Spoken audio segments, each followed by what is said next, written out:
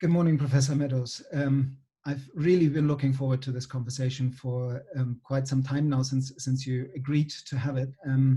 For me, this is a special day because I've been aware of your work for 25 years of doing research and exploring practice and sustainability and regenerative methods to avoid the trajectory that you warned of by now 48 years ago with your co-authors. And it's a simple, seemingly obvious truth that you cannot have exponential growth on a finite planet. But for some reason, humanity has been unable, or the people in charge, or whoever has been unable to really respond to this truth in the appropriate way. And I'm remembering a conversation I had a couple of years ago with Dr. Michael McDonald, who in the 1980s did some work for the US government, where they ended up with a report in late 1980s, basically saying that if we wouldn't change our trajectory by the mid-1990s, then according to their work, by somewhere between 2030 and 2050, a massive die-off of global population would happen and collapses of ecosystems would cascade. And obviously we haven't made that change. And I've also recently heard you a couple of years ago also make that point, and when the 45th anniversary of Limits to Growth happened, you basically said there's now no chance to avoid collapse. How would you turn that problem into a potential? Do you still see a potential for us if we do the right things as a species and in our communities locally to respond to the reality that we're now heading for collapse and we're seeing systems collapse all around us? And what do you think needs to be done? You've spent 50 years of your career working on this. So at each moment, each of us has choices between different actions, and some of those actions will make the future better than it would have been otherwise, and some of those choices will make it worse, or at least not improve it very much. That's still true, absolutely. However, the notion that there is some sort of fairly attractive sustainable society ahead of us, if we can only find it, I think is now a fantasy. The global population, its use of materials, its generation of waste has grown so far above the sustainable capacity of the planet that there's nothing ahead that it looks like this, I don't know, sustainable utopia people might talk about. So what can you do? Well, a global die-off is, of course, one possibility. You can come up with a number of realistic scenarios that would produce that, ranging from a massive volcanic explosion that shuts down food production to, asteroids hitting us, and or a really vicious pandemic.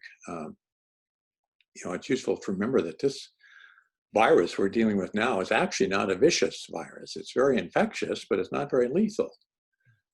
And SARS, for example, was very lethal, but not very infectious. SARS killed, 20-30% of the people it infected. This one is not even able to manage 1%. So if you got something that's both infectious and lethal, then that would be another. Well, so those scenarios are possible, but there are also scenarios in which the system sort of struggles and through fits and starts gets down to a lower level of population and material flow.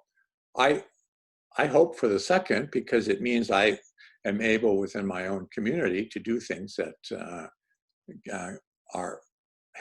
have potential. But now, instead of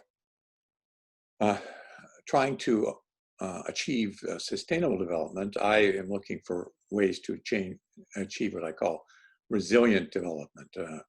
patterns of social society that are relatively immune to big shocks. I could get into a lot of detail about that. It's not relevant here, but those are the areas where I see interesting things to be done now. Well, I'd love to just very briefly outline some of my perspective that resonates with this around, like I would call it, like in my book, I speak about this designing regenerative cultures, plural. And I invite people through 250 questions into a process of, at their local level, at the bioregional scale, the wider watershed that the community is set in, to explore these questions in order to engage in what I would call a dual pathway, which is on the one hand, the resilience building for the disruptions that are just going to come hitting harder and faster in the next 2 or 3 decades. But at the same time, by engaging people really in local ecosystems restoration and carbon drawdown, but through biosequestration, not through large geoengineering projects, but through soil building, reforestation, new forms of agriculture, a shift to a new material culture that is more biomaterials based and locks carbon through biomaterials into our products of use. That I sense that a lot of what we're now seeing, those systems are all collapsing, and they're collapsing partially because they're patterns that no longer serve and that cannot be sustained. But what I would hope is that because this dual path of preparing for the worst and trying to engage in drawing down carbon and healing ecosystems, we might just, if we engage all of humanity in global solidarity in this, which I know is a utopian in and of itself to some extent, we might still have a snowball's chance in hell if we decide to do this relatively quickly. Would you say that that is also too optimistic? Well, you've covered a lot of ground with your narrative, some of which seemed to me quite fantastical, and others perhaps realistic. Let's put this in context. Mm-hmm. You use the term collapse. Actually, we never used that term in any of our work. I don't think it generates useful thinking. And it's actually, from some perspectives, not accurate. From the perspective of industrial society, or from the perspective of our species, some things are collapsing. The climate is changing drastically, etc. But from the perspective of the planet, you know, it's not a collapse. It's simply moving over into a new mode of behavior.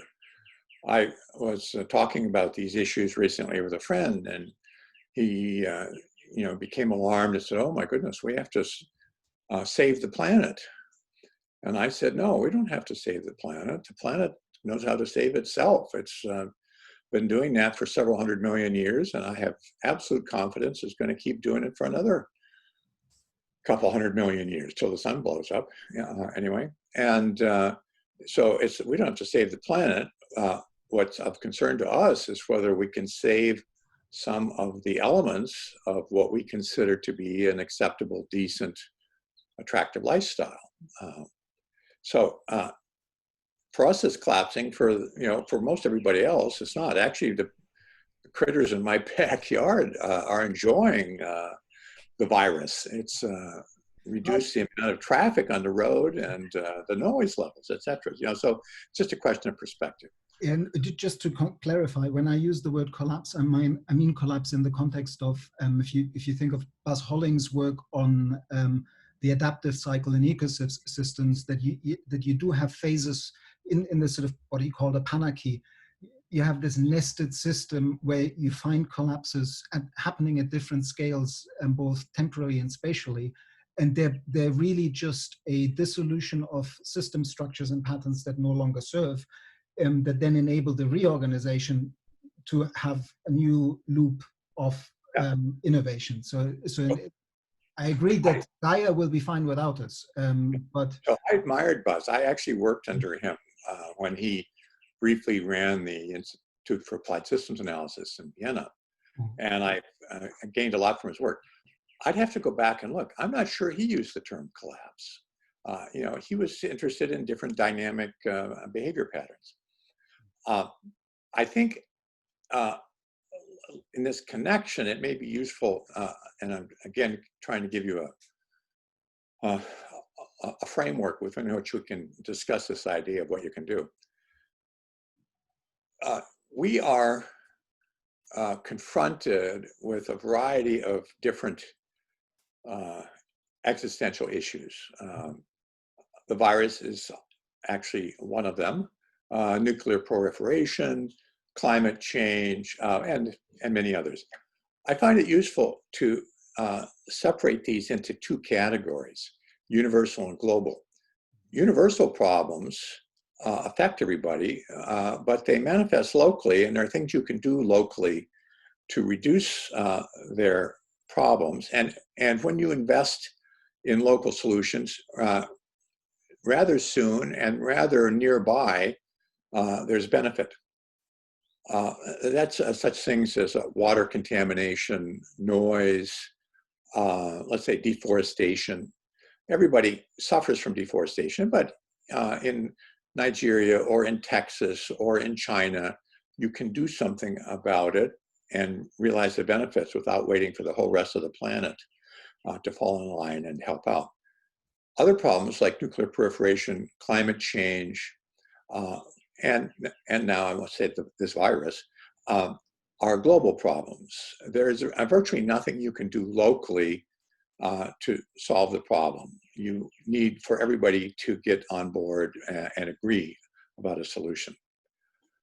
This distinction is useful in my thinking because I see no hope whatsoever for achieving a solution to global problems. I just do not see any basis in history or anything in the current news to suggest that suddenly people are going to start sacrificing what they perceive to be in their own short-term best interest for the better and longer-term good.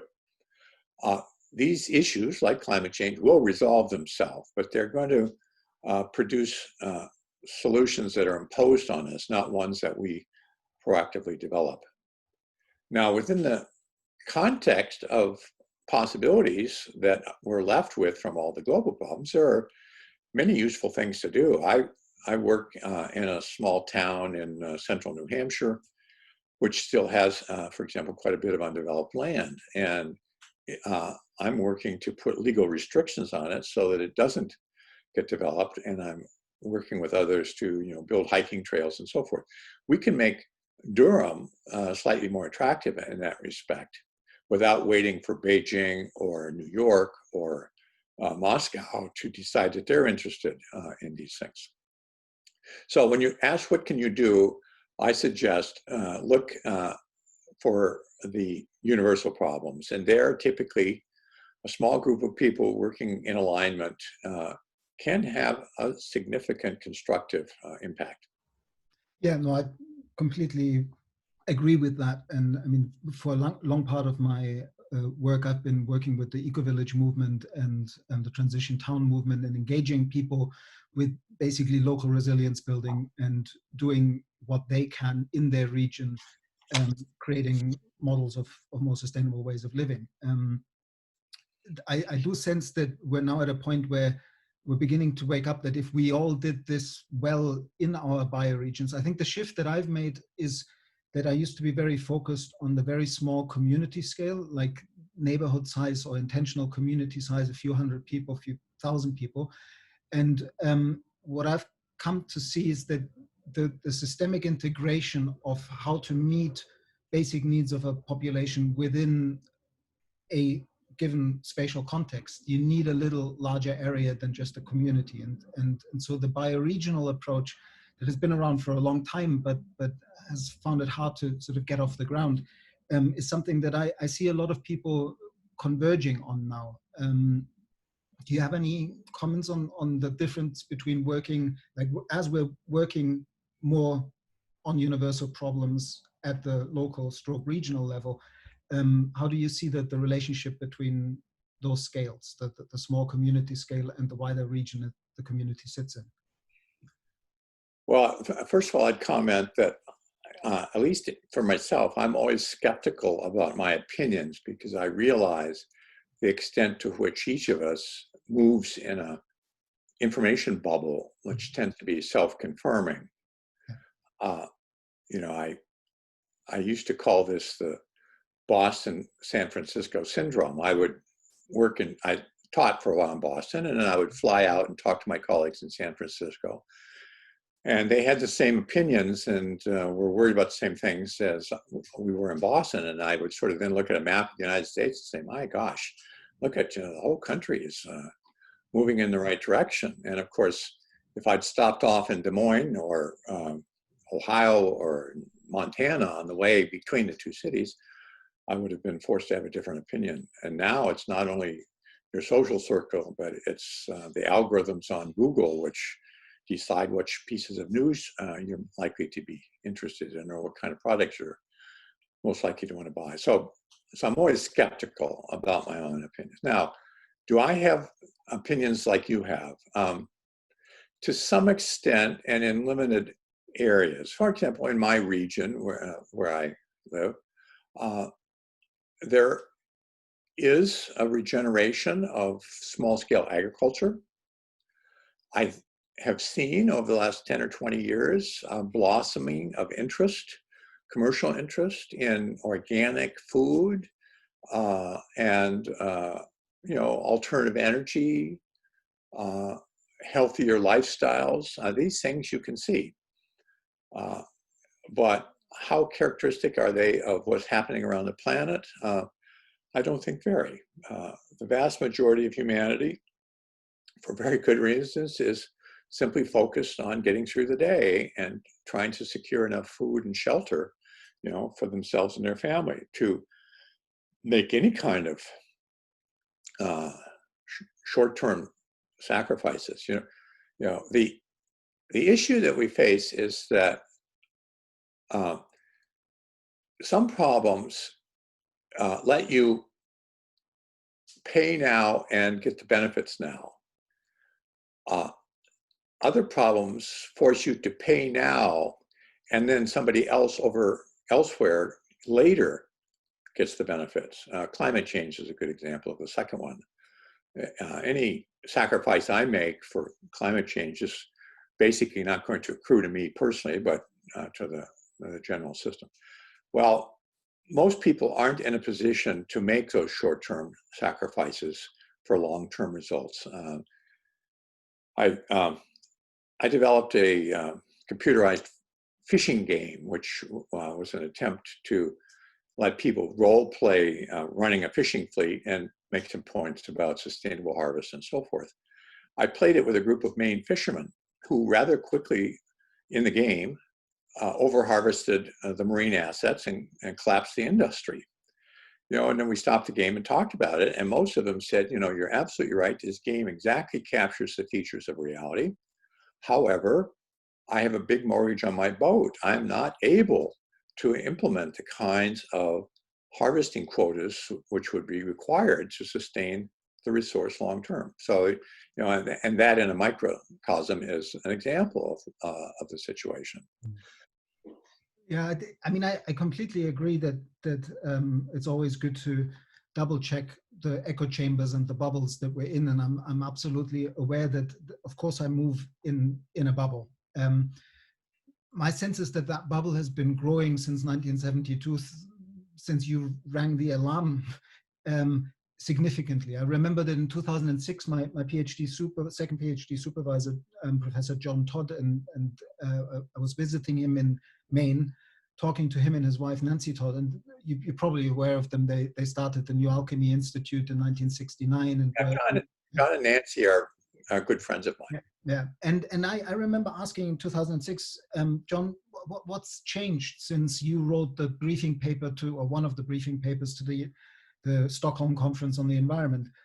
And he said, well, back then, there was a handful of us. We all knew each other by name, and we all met each other at every conference. And now there are millions. And I sense that, of course, millions is still a drop in the ocean with the global population we have. But I sense that there are more and more people in many different parts of society, on everywhere around the world, exploring how to respond to this situation as more and more people are waking up to it.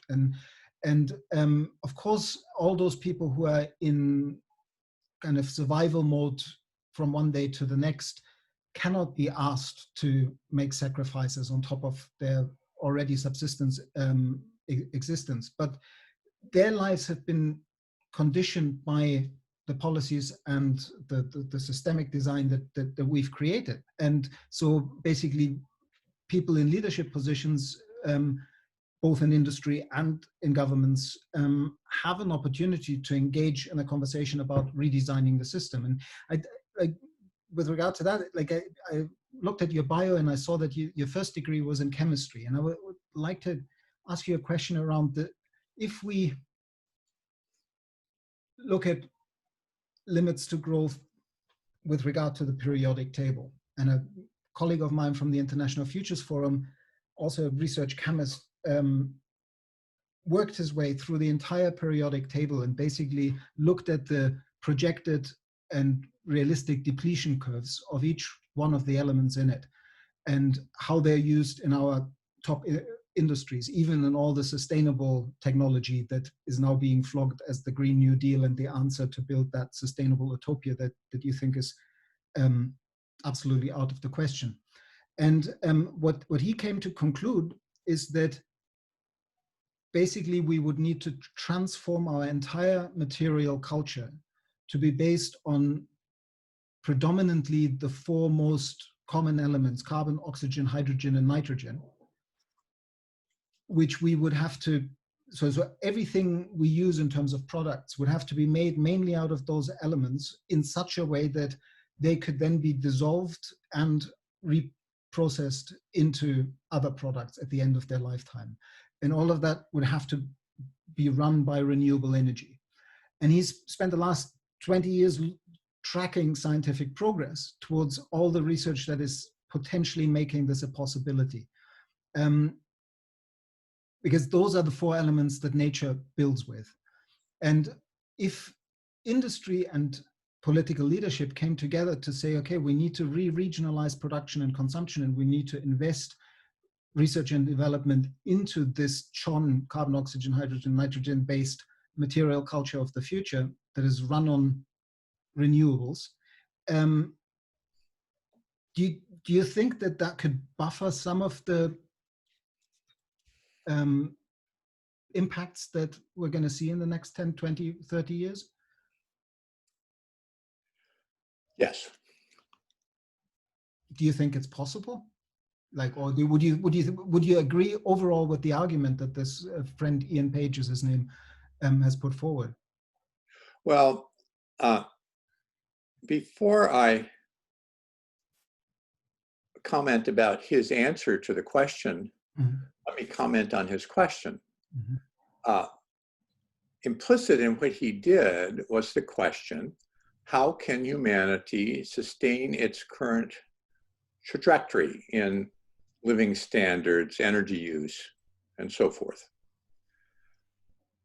I don't think that's a question of interest to me. Our species has been on this planet for, well, it depends on how you count, but certainly several 100,000 years. The lifestyle that your friend is trying to sustain through his heroic efforts to develop carbon, oxygen, hydrogen, and nitrogen-based technologies, that lifestyle is been here only, say, during the last century, maybe 2 centuries. I mean, that's 0.1% of our species' time on this planet.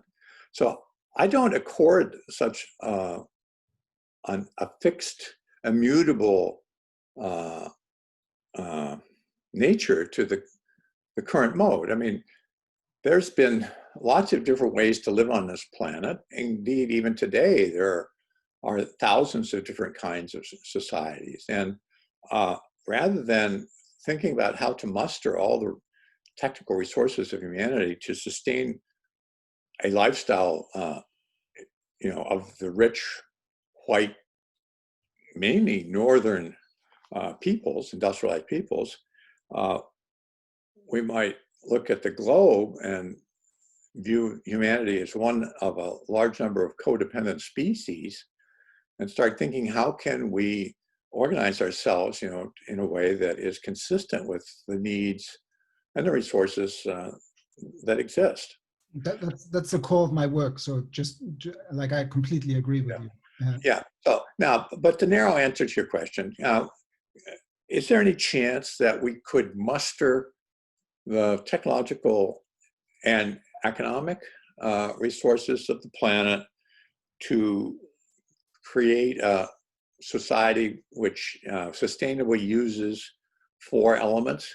No, not on your life. I mean, that's such a remote and I must say unattractive idea that I don't see why somebody would spend 20 years of their life on it. But that's not my. Okay, I mean, first of all, it's in the context of, like, I'm not at all a sort of technological optimist or pretending that technology will ride over the hill to save us. What I think Ian was exploring is how we can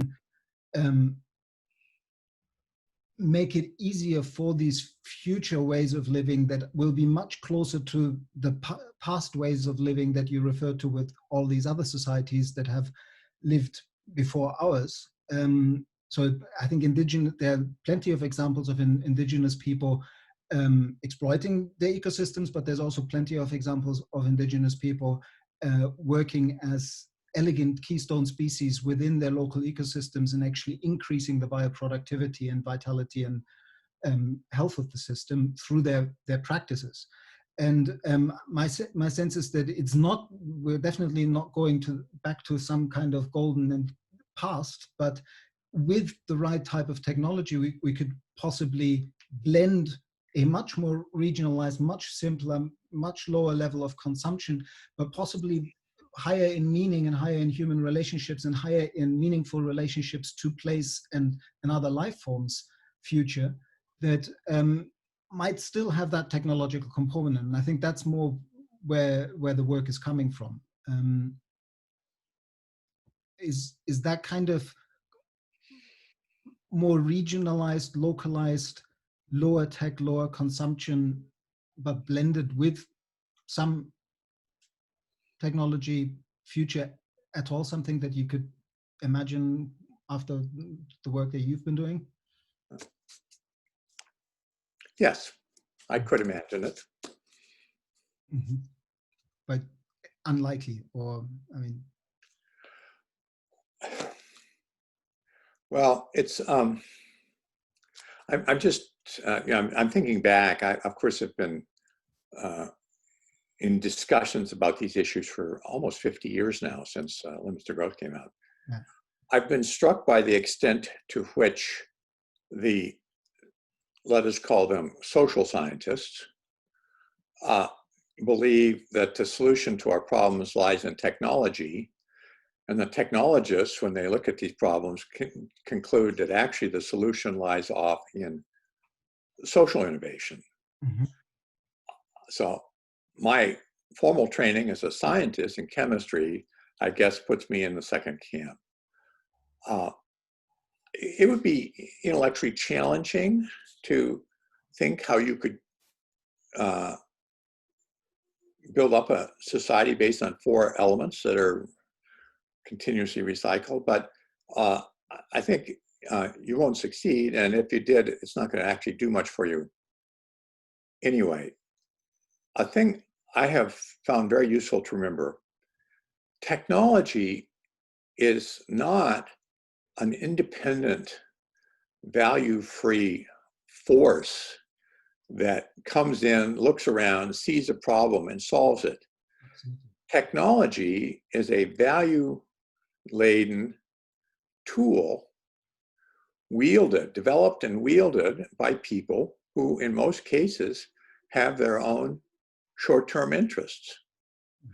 One of the dominant sources of funding for new technology in the United States these days is the Defense Department.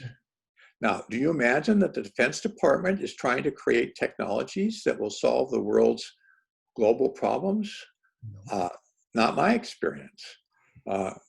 Drug companies spend a lot of money on technology. Do they spend it on the common problems of poor people? No, by and large, they spend more money on things like restoring hair to rich people than they do on curing the diseases of indigent third world people. So when you start talking about technology, it's you need to remember that you're actually talking or making assumptions about the goals and the capacities of people who feel that they will gain something by creating a new capability. They're gaining profit or power, or conceivably the psychological satisfaction of a job well done. But we shouldn't talk about technology as its own independent thing. No, absolutely. I mean, I'm reminded of Buckminster Fuller's statement, when you try to change the way people think, don't tell them what to think, give them a tool, the use of which will change the way they think. And pretty much every technology is such a tool, and that's starting with the printing press, and even before that, it has drastically changed the way we think and how we see the world. And I mean, your work, because you directed the Institute for Policy and Social Science, and you also did a lot of work on games. You mentioned one of them. I mean, these are tools. Actually, one of my favorites is this book that you co-authored with Linda Booth Sweeney, the Systems Thinking Playbook, because again, I think that these games are technologies that change the way people think. That book is a technology that changed the way people think. So how, on two levels, in terms of creating systemic ecological literacy for people in place at the local level through games like this, and also to creating the same kind of awareness with policymakers. What from my perspective right now seems like a rather bleak assessment of where we're heading. What would you suggest policymakers could do to prepare for the future that you're seeing, and what would you suggest local communities could do in this context? Okay. So once again, I'll just point out that you use the term bleak. Mm-hmm. And of course, from the perspectives of our perspectives, I mean, you and I are among those who benefit very much from the current situation. So when someone threatens the current situation, it seems bleak to us. The future may be just the opposite of bleak for the majority of people living on the planet. But what to do?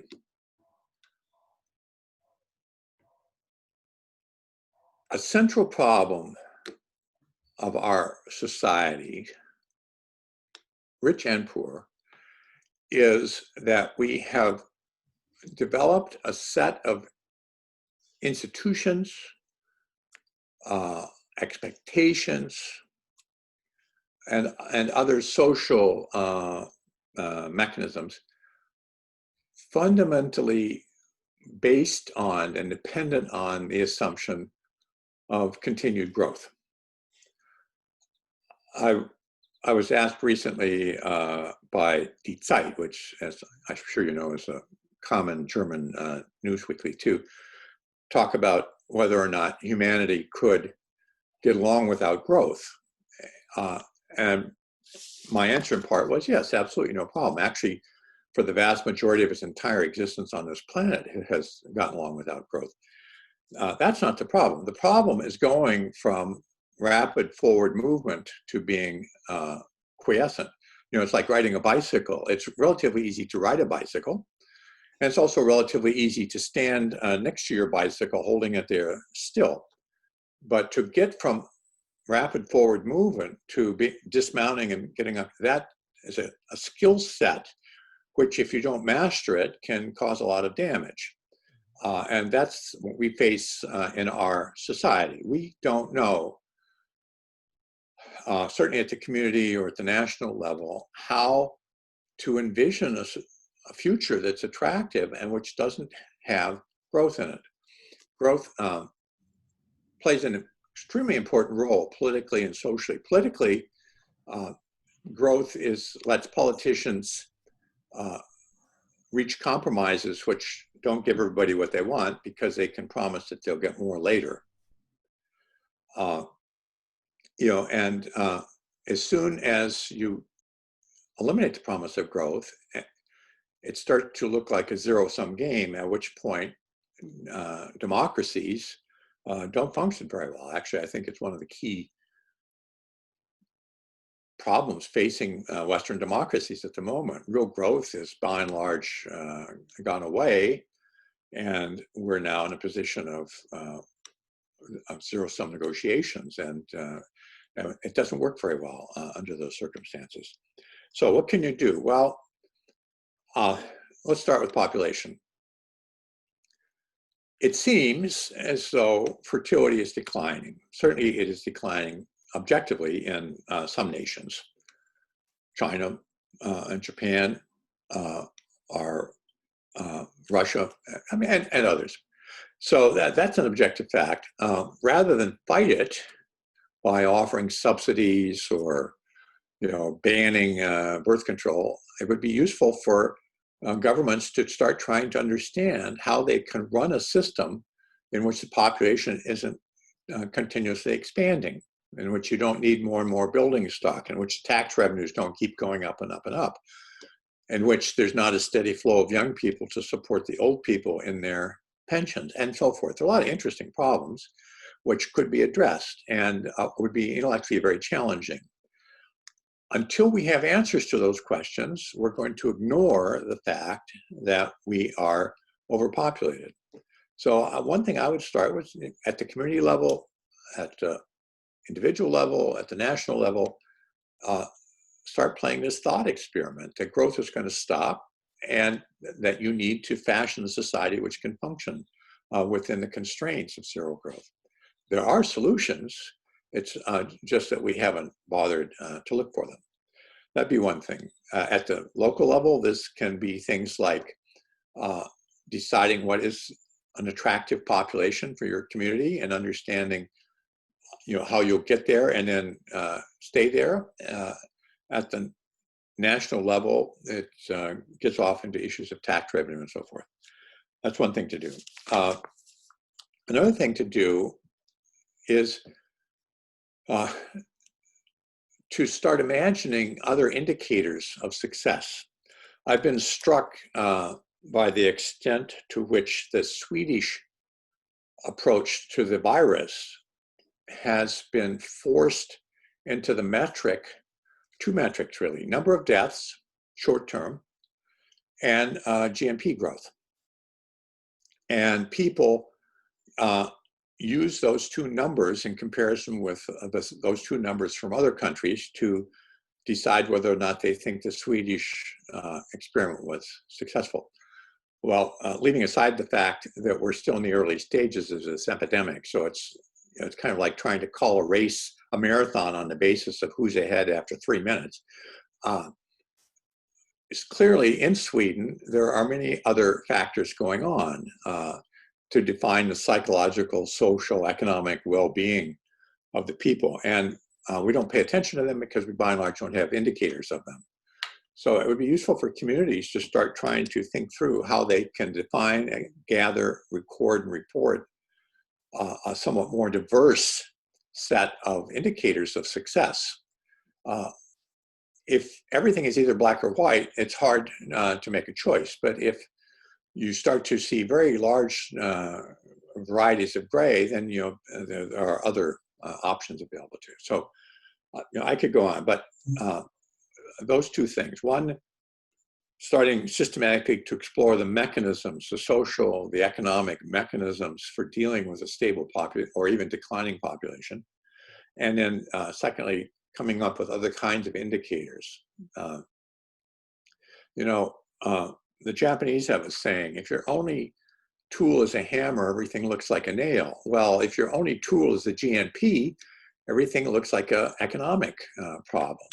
Yeah, and it's fascinating that even 4 years before your book came out in 1972, Robert Kennedy gave a speech in which he very clearly spoke to the deficiency of GDP as a sensible indicator, and we're still using it.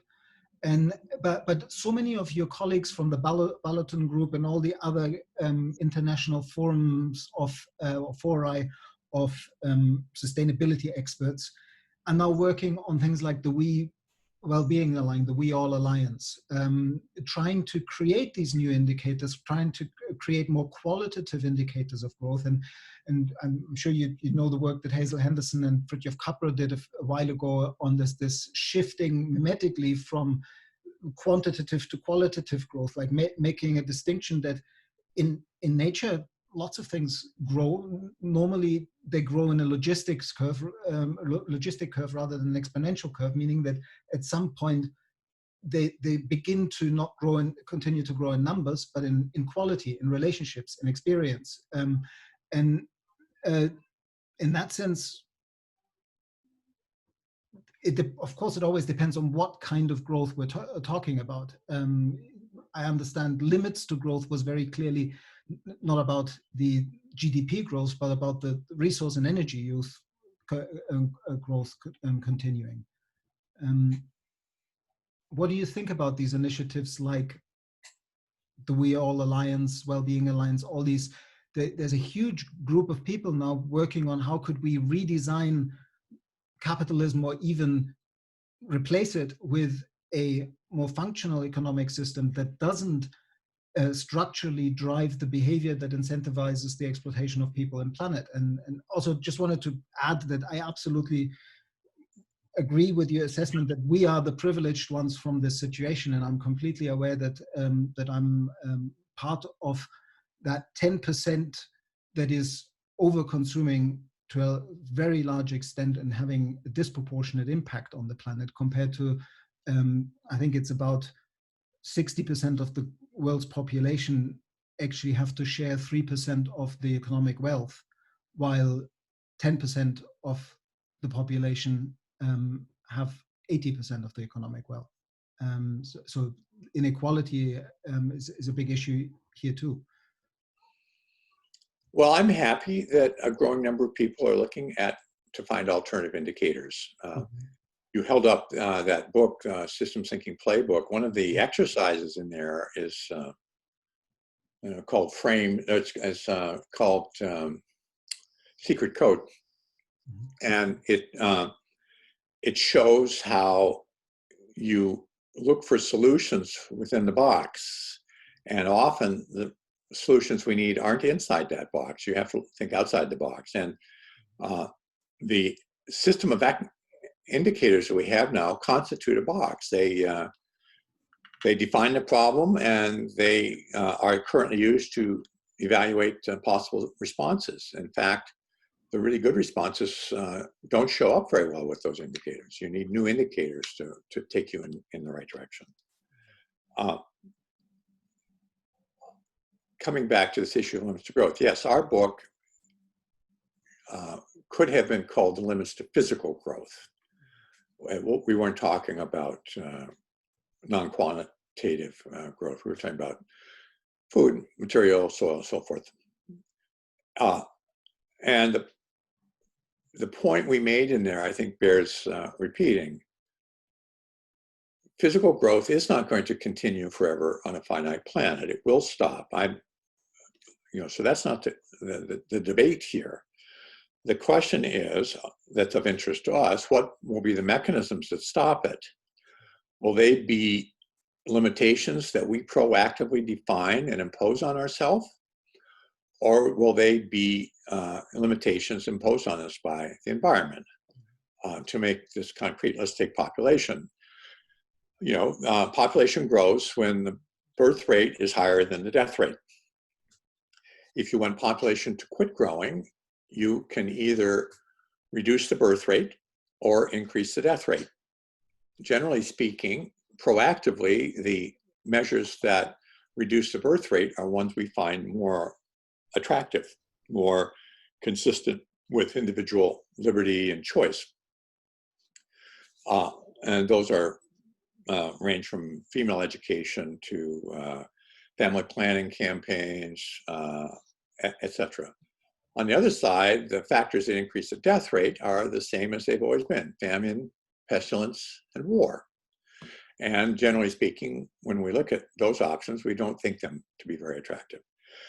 So those are the choices we face, but not only with population, with energy use, with food consumption, and so forth. And what you're asking really is, will this growing group of people interested in alternatives rise up in numbers and power quickly enough to begin enforcing proactive limitations on the growth, or will they be too late, in which case we will just sit here and wait for nature to decide how it's going to limit our growth? I mean, there is an equality issue that is really central. And I personally, of course, I would agree that coming on to 8 billion people is too many humans for the carrying capacity of the planet. And we've pretty much, as humanity, been in overshoot since I was born. I was born in 1971, and we went into overshoot just before that. But sometimes this conversation about there's just too many of us obscures the fact that it's really as you alluded to, like the winners of these crises are the over-consuming 10% that have the large part of the impact. And so really the way of equitably or readdressing the inequity issue would be to respond to this, not like the population growth, as you also alluded to, is naturally beginning to seems to be slowing down. If we engage in the measures you mentioned, like educating women and so on, we can probably do it even faster. But really, it is about changing the patterns of consumption. And a while ago, I think when the 45th anniversary of Limits to Growth happened, you were interviewed by somebody in German TV, and they put out a little video that I watched yesterday. And in it, you also made the point that there's no way that we can avoid the, I thought you mentioned the word collapse, but you must have used a different word, breakdown, or this not continuing. And you then said the only way we have is a change of cultural and societal norms. But that seemed to me still leaving the door open that we could engender such a change of cultural and societal norms. Are you hopeful that that's possible? It is possible. Is it likely? Yeah, that's a different one. Yeah.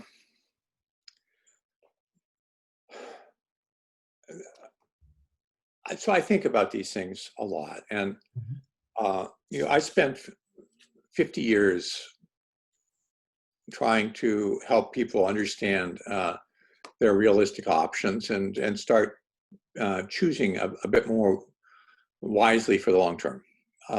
I would say, by and large, I failed. I don't think the planet is going to evolve on a course any different from my having been around than it would have if I hadn't been conceived. Anything is possible, and of course, many things will happen. I mean, one of my sorrows is that I won't be alive 100 years from now to see what things look like. They will be very different than they are now. I remember I've given many speeches in Vienna to different groups, and one of the things I've often said to them, starting already 10, 15 years ago, was that the next 20 years will see more changes in their life than the last 100. And in the case of Austria, that's a huge difference, because 100 years ago, they were a monarchy and a large empire. Uh, uh, but I think it's true. I mean, if you just look at what's happened even over the last 6 months, the pace of change is astonishing. So, so when you ask me, is it possible? Yes, anything is possible. Will it be likely and will it be effective? You know, that remains to be seen. I've been impressed by the extent that things usually take longer than you expect them to, at least the positive ones. Yeah.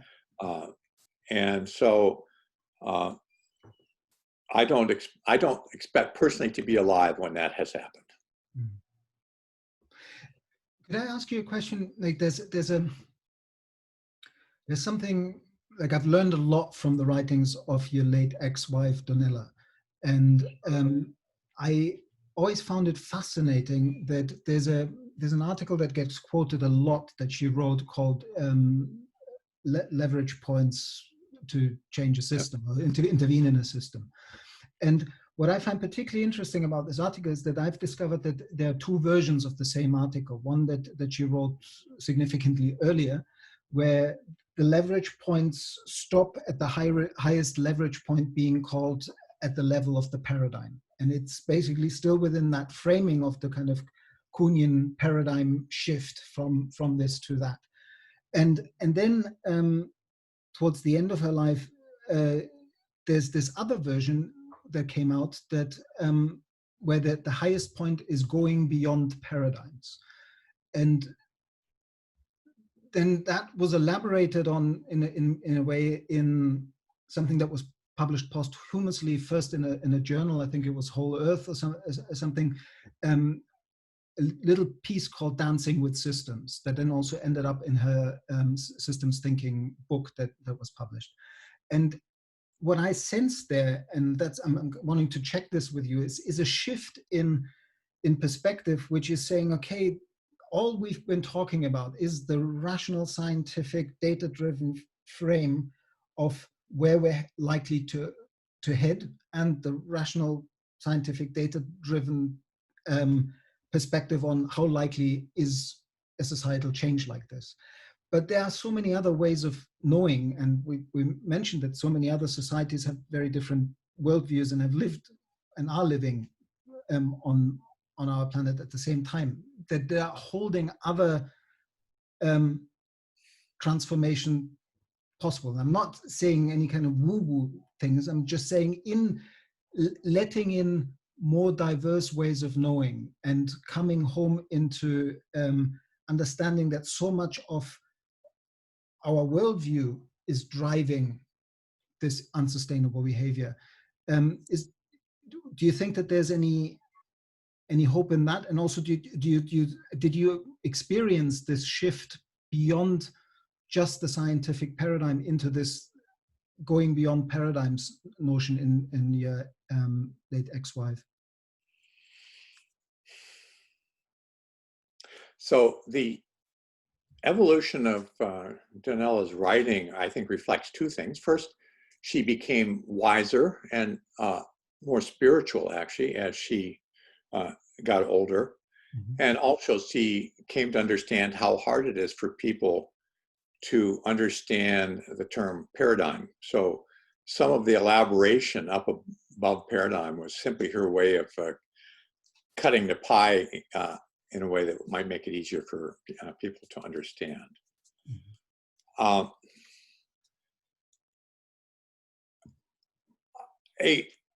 I'm going to speak loosely now. A kind of common drive of humanity is to be happy. Mm-hmm.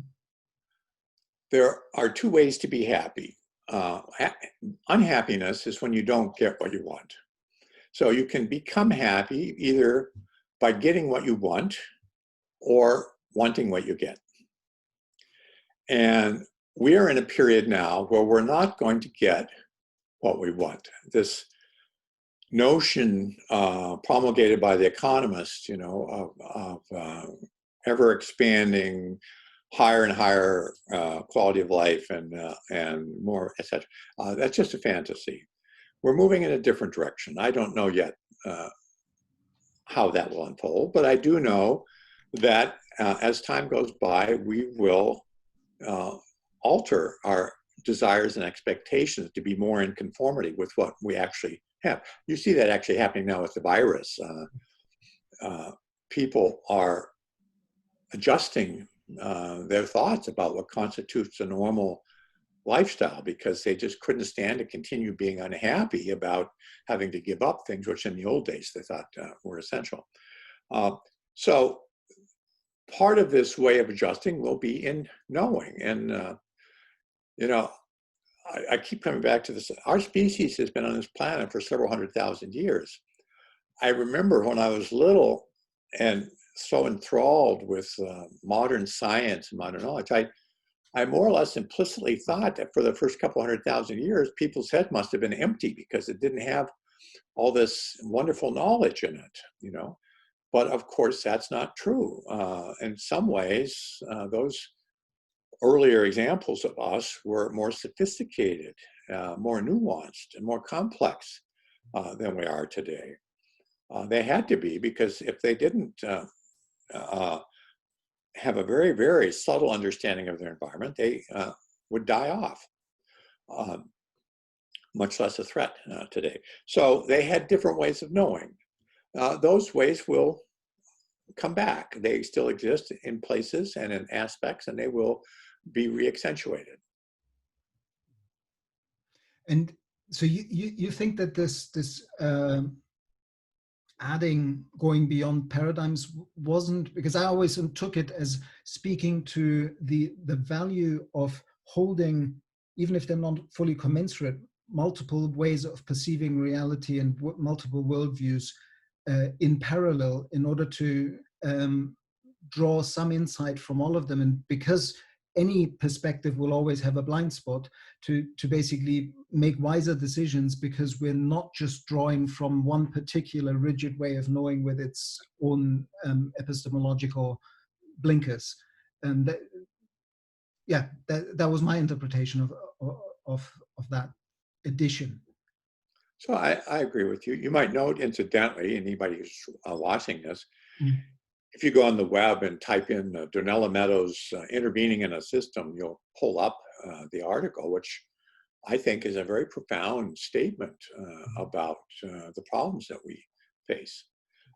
Paradigms, ways of structuring knowledge, are by their nature incomplete and wrong. And so you can't avoid that, but at least you can be open to your choice of paradigms.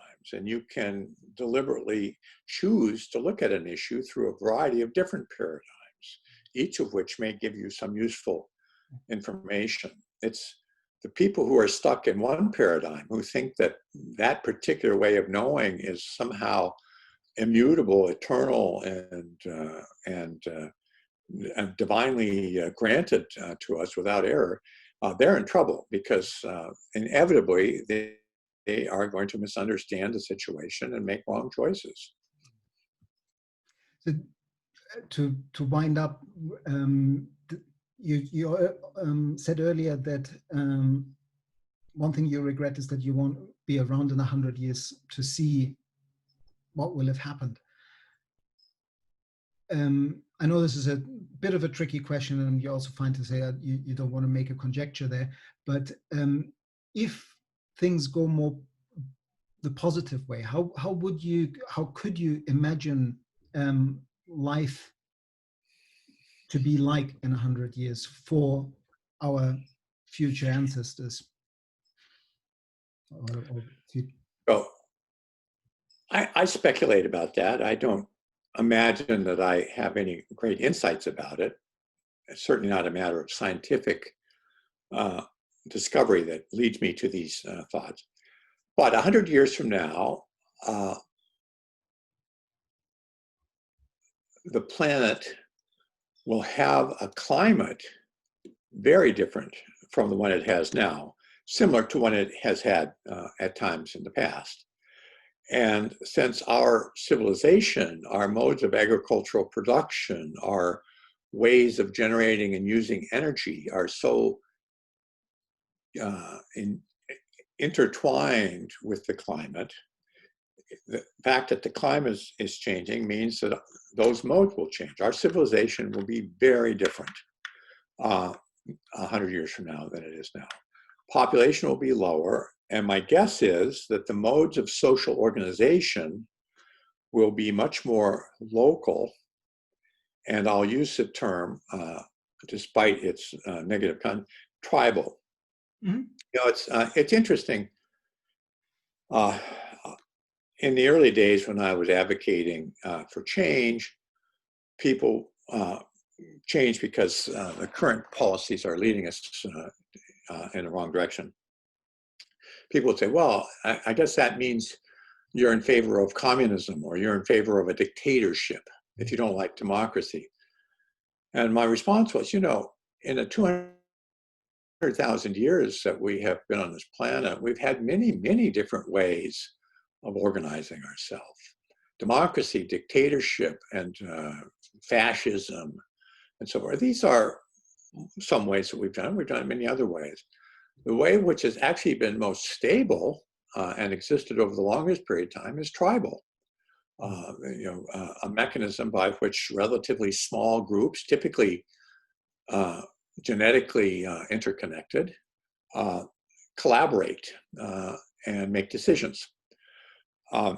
So I think that will come back. You know, it's interesting to look at what happened in Europe after the collapse of the Roman Empire.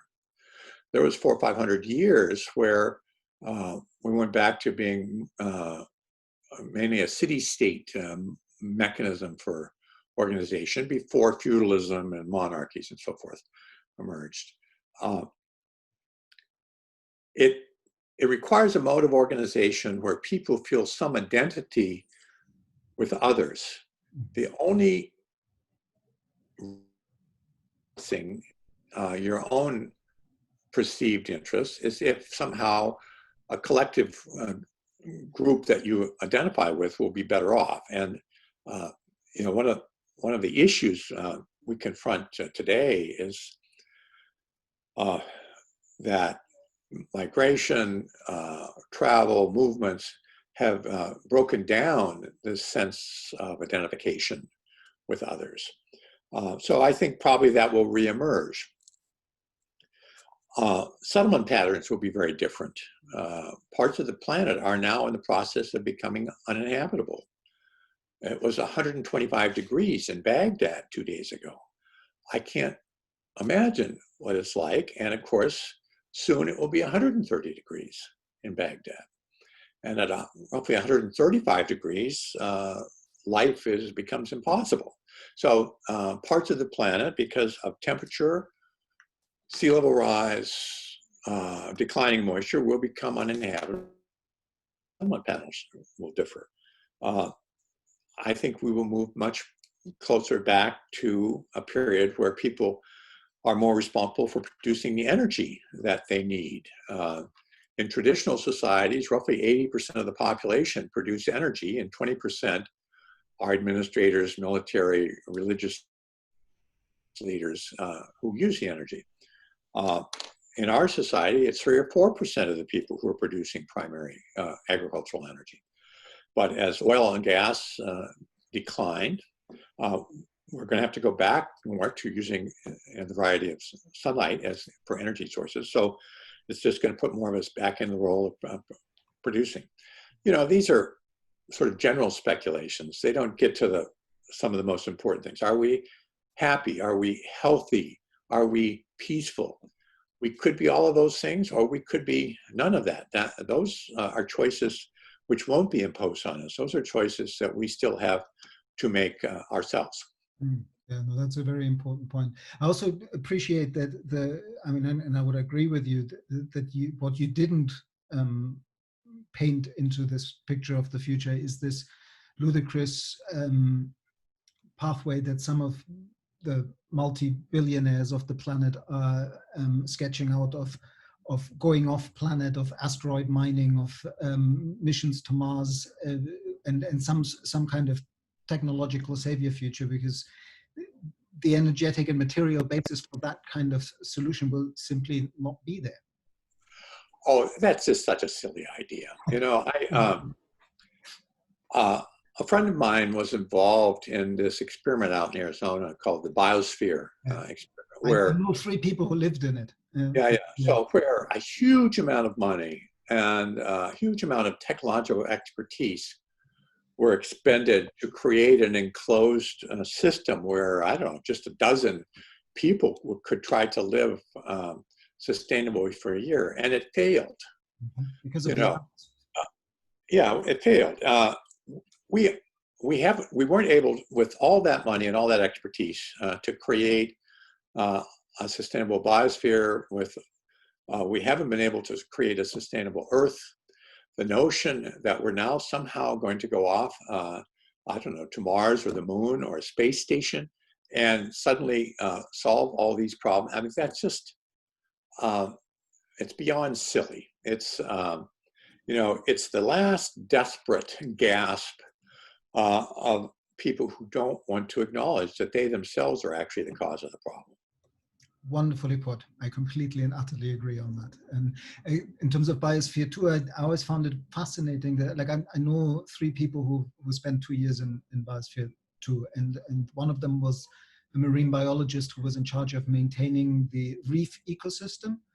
And the earliest warning sign that they had that the entire system was beginning to go into failure were basically 2. One of them was the response of the reef, and the other one was the atmospheric composition in their little bubble. But the way that reef ecosystems and marine ecosystems, because they tend to be the buffer of any kind of atmospheric problem or non-functional disequilibrium,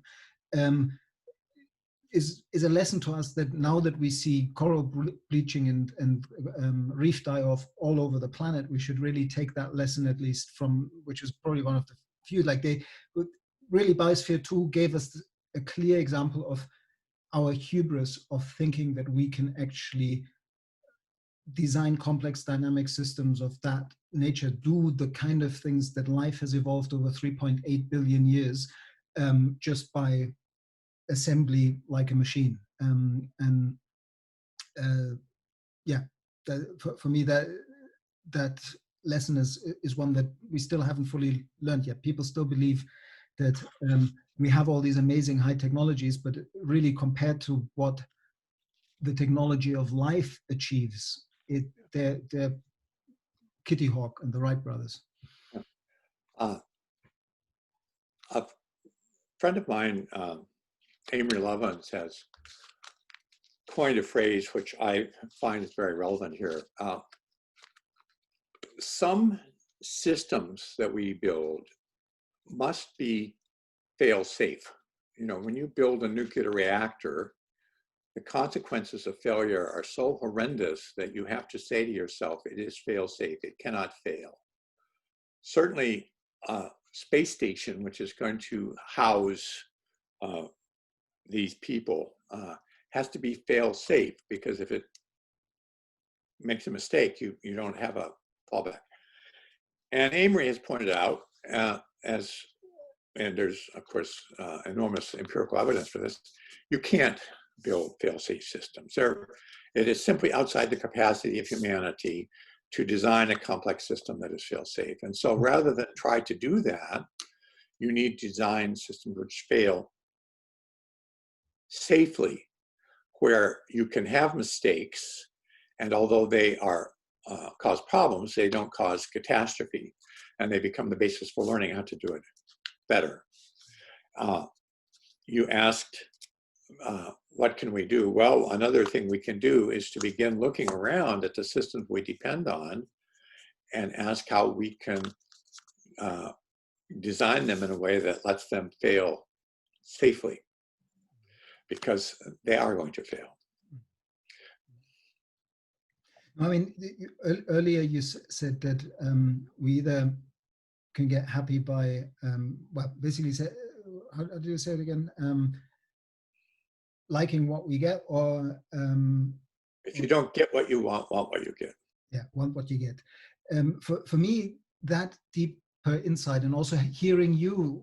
Really, you've inspired me for many, many years, and many other people around the world say, as you did earlier, that you don't think that your 50 years of ringing the alarm bell and 30 years of trying to get people to take different paths will have had a long-term effect. It's somewhat making me reflect on, how do I spend my time?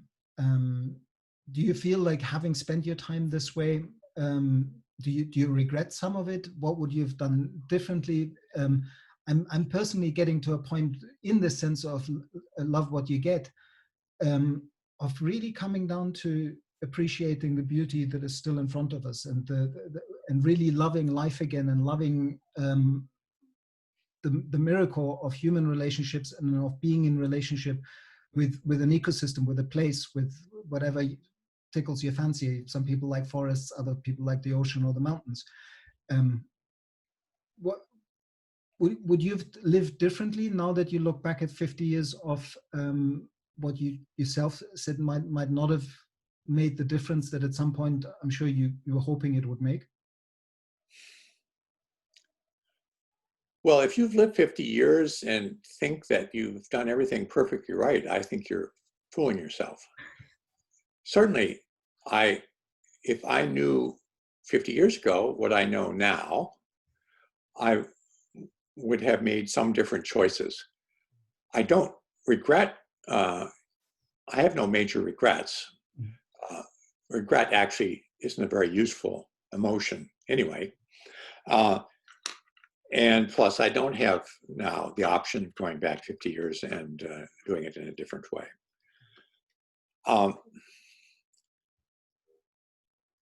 I have evolved an ethic which guides my own behavior, and which I don't regret. It hasn't. I don't think it's made the world a drastically different place, but it's been a decent beacon for my own life. And that is, I've endeavored in everything I do, all my work, my personal relations, to leave people better off than I found them. It doesn't mean I'm obligated to solve all their problems, which of course I couldn't do anyway, but at least I don't lie to them and I don't rip them off. If everybody did that, a lot of these problems would go away. I mean, that's, again, Buckminster Fuller comes to mind. He said, in the end, only integrity is going to count. And I feel like that's what you're speaking to, has been your motto for living the life the way you've lived it. Thank you so much for this conversation. And also thank you for pushing back on my not so youthful anymore enthusiasm and maybe fantastical views of what might still be possible. I often, when I give talks, end with a quote that we're now at a point where we have to do the impossible because the probable has become unthinkable and to some extent unconscionable. And that's why I'm allowing myself to still speak about fantastical solutions, and holding both possibilities lightly in terms of what future we're stirring into. Also, having a 3-year-old daughter has given me a kind of obligation to still see a path into the future that could be hopeful for all daughters and all sons. But I appreciate that kind of pushing back on some of that from you, because I deeply value your insights. So thank you very much. So it's been a pleasure talking with you. Thank you very much. Thank you so much. I'll just stop the recording.